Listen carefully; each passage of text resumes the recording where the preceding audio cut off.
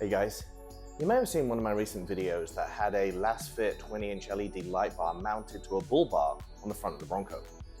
Well, this video is going to show the Xomzema Bull Bar installation and just go through the steps of installing it. It's very easy, so let's go check it out. A big thank you to Xomzema for providing the product for this video. This is a simple 8-bolt installation on the modular steel front bumper. The bull bar is a black powder-coated stainless steel. The kit comes with 8 washers and mounts with the existing Bronco bolts.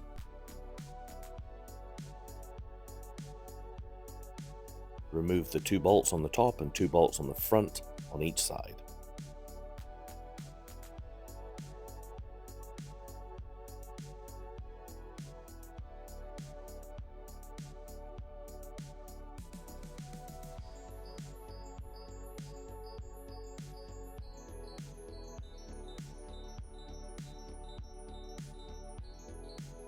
And simply marry up the bull bar to the bolt holes on each side.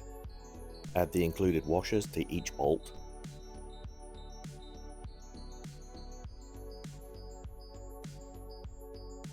And then tighten them down.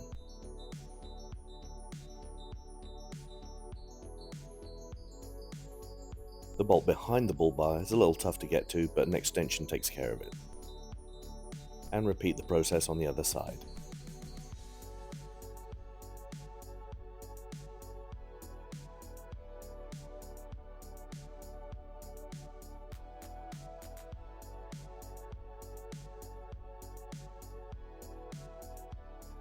This bull bar has a nice low profile to it,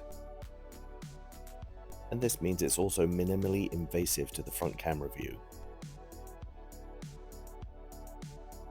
It's very sleek and gives a more aggressive look to the front of the Bronco, along with some extra protection. I've added a link to the product in the description below.